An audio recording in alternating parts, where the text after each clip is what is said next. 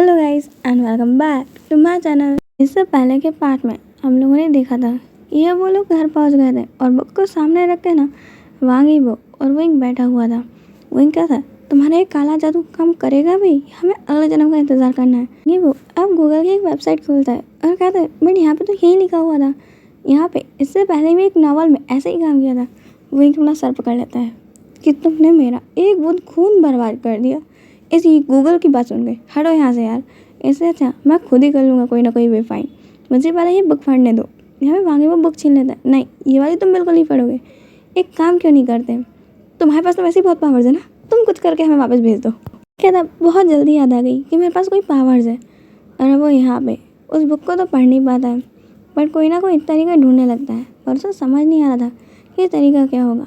इस ब्लड वाले तरीके को ही वो अपनाने का सोचता है और वहाँ पे अपने ही ब्लड से एक एरा बनाता है और उस एरे को बनाने के बाद गिबो का और खुद का ब्लड डालता है। कुछ टाइम बाद वो पूरा सर्कल ग्लो करने लगता है और वो लोग टेलीपोर्ट होकर वहाँ पहुँच जाते हैं जहाँ पे अभी शाओजहान और जांग चैंग था। जांग चैंग के ऊपर जाके गिरता है विंग। यहाँ पे जांग चैंग चिल्ला पड़ता है कि यहाँ पे जो देखो जो सीधे मेरे ऊपर ही लैंड करता है, तुम लोगों को कोई और जगह दिखती नहीं है क्या। और यहाँ पे वहाँ की सीधे लैंड किया था शाओजहान की बाहों में। अब जांग चैंग चिल्ला ही पड़ता है कि उसके सामने दो विंग है। अब वो कहता है इसमें से मेरा वाला विंग कौन सा है। बेहोशान जो उसके ऊपर था ऊपर से उठते हुए कहता है मैं हूँ तुम्हारा वाला विंग और वो तो तुम्हारे सामने, उसका नाम शाहजहान है। यहाँ पे जांग चैंग कहता हाँ हाँ हाँ मैं समझ गया, और ये कौन है हंगवन चुन, आप यहाँ कैसे आए और अब ये आपको क्या हो गया। यहाँ पे वांगीबो कहता है वैसे मेरा नाम वांगीबो है। विंग यहाँ पे उन्हें सारी चीज़ें बताता है। जांग चैंग कहता है ठीक है अब तुम यहाँ आ गए ना, उसी एरा का यूज़ करते हुए इन्हें वापस भेज दो। विंग कहता है वो इसके साथ एक प्रॉब्लम है, ये एरा ना सिर्फ एक बार काम करता है और अगर तुम्हें ये काम करवाना है तो वही सेम नक्षत्र वगैरह चीज़ें लाने के लिए तुम्हें 7 महीने लगेंगे और जब तक हमें इन्हें यहाँ पे छुपाना पड़ेगा। जांग चैंग कहता है 7 महीने तक हम इन्हें कहाँ रखेंगे। वो कहता है और 7 महीने तक तो हमारे करियर में आग लग जानी है, वहाँ पर तो पूरा सयापा खड़े हो जाना है और न्यूज़ रिपोर्टर्स तो आग लगा देंगे कि हम पता नहीं कहाँ किडनैप हो गए। यहाँ पे विंग कहता चिंता मत करो, तुम्हें यहाँ पे गए हुए सिर्फ 7 घंटे होंगे, तुम 7 घंटे से सिर्फ तुम्हारे वर्ल्ड में गायब हो गए। यहाँ का 1 महीना सिर्फ वहाँ के 1 घंटे के बराबर है। यहाँ पे शाहजहान कहता थैंक गॉड ये इतना भी बड़ा ट्रबलसम नहीं होगा, पर हम 7 महीने तक यहाँ कैसे चुप रहेंगे। अगर दो विंग और दो लैंडमार्क्स लोगों ने देखे तो सोचो उनका रिएक्शन क्या होगा। शाहजहान कहता है इस स्टोरी की अगर हम एंडिंग कर दे दो। वांगीबो कहता है वो नहीं हो सकता। शाहजहान कहता है क्यों, ऐसा क्यों नहीं हो सकता। वो एक कहने ही वाला था क्योंकि बुक इसी ने लिखी है और इसकी एंडिंग ये किसी को पता ही नहीं चलने दे रहा। वांगीबो उसे रोक देता है और कहता है वो हमने ना इस स्टोरी के राइटर के बारे में पता करने की कोशिश करी थी पर कुछ भी पता नहीं चला और हमें इस स्टोरी के बारे में कुछ भी नहीं मालूम है, तो हम इसकी एंडिंग की प्रिडिक्ट नहीं कर सकते हैं। जांग चैंग कहता है तो ठीक है हम स्टोरी के अंदर ही एक स्टोरी लिख देते हैं और इसकी एंडिंग कर देते हैं। यहाँ पे वांगीबो कहता है वो भी नहीं हो सकता। जांग चैंग कहता है उससे पहले हमें ये सोचना चाहिए कि अभी तुम लोग कहाँ छुपने वाले हो। शाहजहान कहता है क्यों, अब क्या हुआ। जांग चैंग कहता है ऊपर देखो, वो लोग डोर खोलने ही वाले थे, अब वो यहाँ पे दो और वांग से एक ऊपर और एक नीचे, अब क्या होगा। एक पोस्टर के सामने जाके ऐसे खड़े हो जाता है जैसे वो उसी पोस्टर के ना कोई पर्सन होगा पेंटेड, और वांगीबो भी ऐसे प्रेडिक्ट करता है कि जैसे वो भी उस पोस्टर की एक पेंटिंग ही होगा। तो अब वहाँ से बाहर आते हैं और ये कह गए कि उन्हें रेस्ट करना है, अपने रूम में चले जाते हैं। अभी वो लोग चारों के चारों आराम कर ही रहे थे कि उनकी डोर पर नॉक होता है। लैंसीजन अंदर आते हैं और कहते हैं जांग चैंग मैंने तुम्हें कहा था ये जो पर्सन दूसरी दुनिया से आया है इसका अच्छे से ध्यान रखना और ध्यान रखना कि कोई भी गड़बड़ ना करे। जांग चैंग कहता है इसमें मेरी क्या गलती थी कि वो सीक्रेट प्लेस पे पहुंचा, मैं तो डिनर लेकर गया था। लैंसीजन कहते हैं ठीक है यहाँ पे एक लेटर आया है तुम्हारे क्लैन से, तुम और वही यहाँ से कल ही निकल जाओ। जांग चैंग उस लेटर को देखता है। यांग याली और जिनजेशन की वेडिंग तय हो गई थी और उनकी वेडिंग की तैयारियों के ऊपर यहाँ पे यह लेटर लिखा गया था। यहाँ पे वही तो पड़ गई, चिल्लाने लगता है कि हाँ मेरी से शादी करी और किससे, उन्हें कोई नहीं मिला क्या, वो जिन क्लैन का वो पिकॉक के सिवा इस दुनिया में इतने लोग हैं और उन्हें पसंद भी आया तो वो पिकॉक।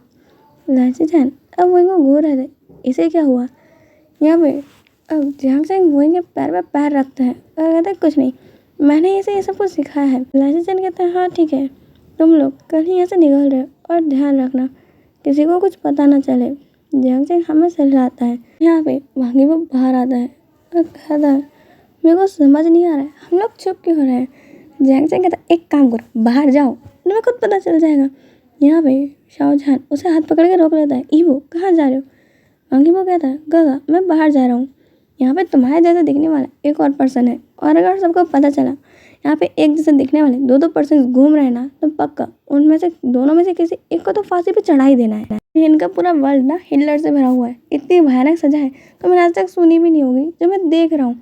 इससे अच्छा तो हम लोग चुपके ही रह लें। वांगी वो हाँ बोलता है। उसे ठंडी लग रही थी तो यहाँ पे शाहजहां अपना एक लेयर उतारता है और वांगी को वो पहना देता है। ये अभी तुम इसे पहनो बाद में मैं तुम्हारे लिए वार्म क्लॉथ ले लूँगा। यहाँ पे वांगी भी तो उसे सूंघ रहा था उन कपड़ों को। जैंग चैंग कहता मेरे क्लोथ्स हैं उसमें से देखो किसी और की स्मेल नहीं आएगी। वांगी वो जल्दी से उस क्लोथ को अपने ऊपर से हटाने लगता है पर शाओजहान उसे वापस पहना देता है तो वांगी वो उसे पहन ही लेता है। पैकिंग करने के बाद अब वो लोग पहुँच गए थे जैंग क्लैन। जहाँ पे पहुँचते ही विंग और जैंग चैंग जल्दी से उन लोगों को पकड़ते हैं और जैंग क्लैन की फॉरेस्ट की तरफ चलते हैं। उस डीप फॉरेस्ट के अंदर एक वॉल थी। उस वॉल को जैंग क्लैन के मेंबर्स खोल सकते हैं क्योंकि एक सीक्रेट गार्डन की तरह है। उसे खोलने के बाद वो देखते हैं एक खूबसूरत सा झरना और यहाँ एक घर बना हुआ है लकड़ी का। ये जगह काफ़ी ज़्यादा खूबसूरत है। उसके साथ साथ ये बिल्कुल सेफ भी है और यहाँ पे सारी चीज़ें हैं बहुत सारे ब्यूटीफुल एनिमल जैसे कि यूनिकॉर्न भी। जहाँ तो यूनिकॉर्न को देख के बहुत शौक था क्योंकि जो चीज़ें उन्होंने फेरी टेल में सुनी थी वो अब रियलिटी में देख रहे हैं। ऊपर से यहाँ के सारे एनिमल टॉक कर सकते हैं। ये कितना औसम है ना। यहाँ पे जैंग चैंग और वुइंग उन्हें उस रूम में ले जाते हैं और कहते हैं तुम्हें 7 महीने यहीं पे रुकना होगा और हम लोग तुम लोगों से मिलने आते रहेंगे जब भी हमारे लैंड क्लैन से हमें यहाँ आने की परमिशन मिलेगी। जब भी हम जैंग क्लैन आएंगे यहाँ आएंगे और ये जगह बिल्कुल अच्छे से प्रोटेक्टिव है यहाँ कोई भी नहीं आ सकता। और 7 महीने बाद हम लोग एक एरे के फॉर्म करके तुम्हें तुम्हारी दुनिया में वापस भेज देंगे। यहाँ पे तुम्हें फूड की कोई कमी नहीं होगी और बाकी की मदद ये सारे एनिमल्स तुम्हारी कर देंगे। यहाँ पे शाहजहां तो काफ़ी ज़्यादा शौक था और वांगी वो तो यही सुन के खुश था कि इस घर में वो और जान का अकेले रहने वाले कितना औसम है ना जैसे कि एक कपल की तरह। अब वो लोग पहले इस पूरे घर को देखते हैं। ये घर काफ़ी ज़्यादा खूबसूरत था और यहाँ पे शाहजहां कुछ चेंजेस भी करने वाला था अपने तरीके से। वो लोग इस घर में कुछ चेंजेस करते हैं और वांगी वो सब सेट कर देते हैं। जैंग चैंग और वहीं यहाँ पे वांगी वो शाहजहां का गेटअप चेंज करा के अपनी शीशे की वेडिंग में लेकर आते हैं। ये सारे लोग मिलकर तैयारी करते हैं और जब इनकी वेडिंग के बाउज होने के बाद पार्टी चल रही थी सब लोग बैठे हुए थे यहाँ पे और सब डिनर कर रहे थे। उतने में यहाँ पे विंग कहता है मैं तो चाहता हूँ जब मेरी शादी हो ना मेरी वेडिंग नाइट 2 महीने तक कंटिन्यू रहे। ये सुनने के बाद विंग के बाजू में जो लैंडमार्क से बैठ गए शांति से अपनी टी पी रहा था उसके मुंह से टी बाहर आ जाती है। वो सोचता है हे भगवान कितना वाइल्ड पर्सन है ये। और यहाँ पे शाहजहां और वांगी वो तो उसे घूर घूर के देख रहे थे। जैंग चैंग फिर से अपना सर छुपाने के लिए जगह ढूंढ रहा था। विंग अपने मन में कहता है ये वेडिंग के अंदर कितने प्यारे और स्वीट डिजर्ट्स होते हैं। मैं तो चाहता हूँ सब लोगों की वेडिंग ना बहुत टाइम तक चलती रहे ताकि मेरे को इतना टेस्टी खाना खाना मिलते ही रहे। मेरे को ये वेडिंग्स बहुत पसंद है। मैं मेरी वेडिंग में ना ढेर सारे खाने मंगवाऊंगा और हर दिन अपनी वेडिंग मनाऊंगा ढेर सारे टेस्टी खाने के साथ। ये पूरी पार्टी इसी तरीके से चलती है और बहुत जल्दी ख़त्म हो जाती है। वहीं ने सब बहुत सारी एम्प्रेस स्माइल ड्रिंक करी और लैंडमार्क थी तो उसे शॉक्ड के मारे 2 कप टी पी के ही रह गया। वहीं और जैंग चैंग को अब लैंड क्लैन में वापस जाना है अपने स्टडीज़ को कंटिन्यू करने के लिए।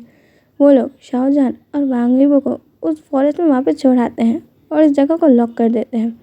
वो लोग उन दोनों को भी नहीं बताते हैं कि इसे खोलते कैसे हैं क्योंकि उनके पास पावर्स तो है नहीं जो वो लोग खोल लेना है तो उन्हें बता के फ़ायदा भी क्या है।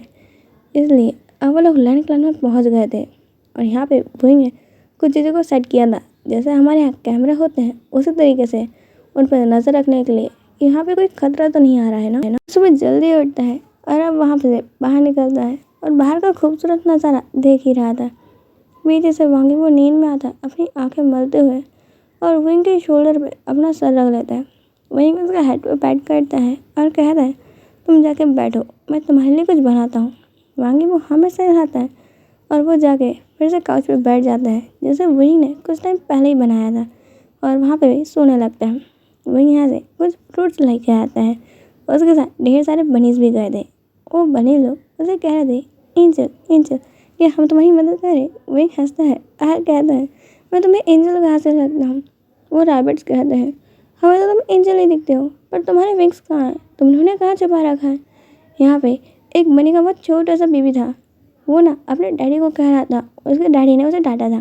तो कहता है डैडी आप बहुत बुरे हो, शेर आएगा आपको काट जाएगा, खा जाएगा। यहीं पे दूर में ना एक शेर था जो बेचारा अपने बच्चों के टैंट्रम तो झेल नहीं पा रहा है।